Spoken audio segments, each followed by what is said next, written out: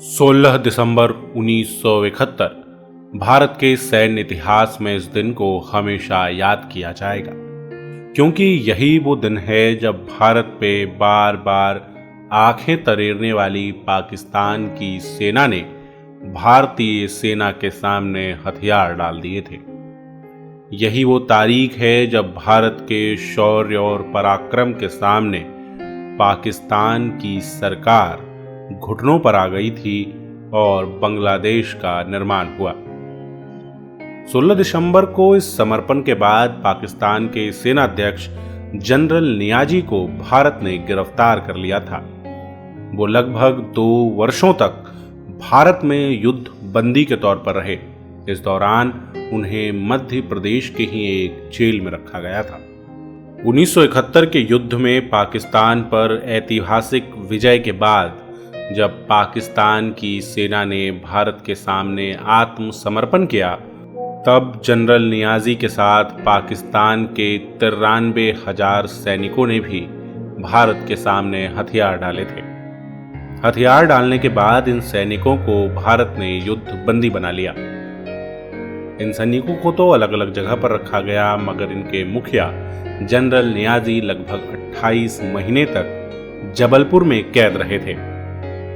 उन्हें कोलकाता से जबलपुर लाया गया। जनरल नियाजी ने 16 दिसंबर 1971 को भारतीय सेना के सामने ढाका में सरेंडर किया था। तब से अप्रैल 1974 तक वो भारत में युद्ध बंदी के तौर पर कैद रहे।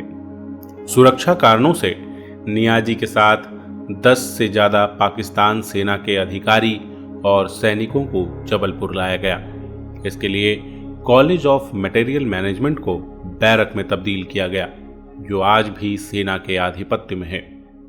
इसी अस्थायी जेल में नियाजी 30 अप्रैल 1974 तक रहे और फिर उन्हें ट्रेन से पाकिस्तान भेजा गया।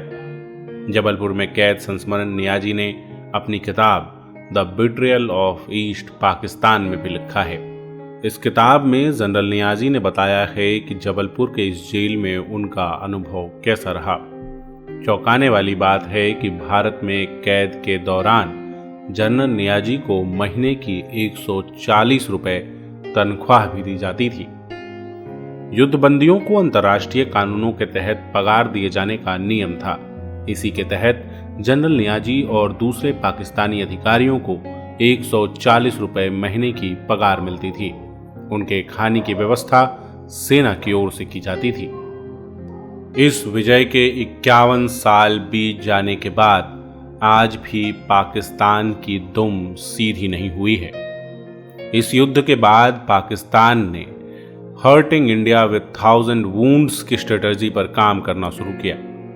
पाकिस्तान ने सीधे युद्ध का रास्ता छोड़ आतंकवाद के माध्यम से भारत को परेशान करने की कोशिशें शुरू की, जो आज तक चली आ रही हैं। आज जब पाकिस्तान भारत पर कब्जा करने या भारत को परेशान करने की सपने देखता है, तब उसे एक बार दोबारा 16 दिसंबर 1971 की इन तस्वीरों को देखना चाहिए। अगर आपको ये वीडियो अच्छा लगा तो आप आयुध को सब्सक्राइब जरूर करें। इसके साथ ही आप फेसबुक, ट्विटर और इंस्टाग्राम पर भी हमसे जुड़ सकते हैं। आपका बहुत बहुत धन्यवाद।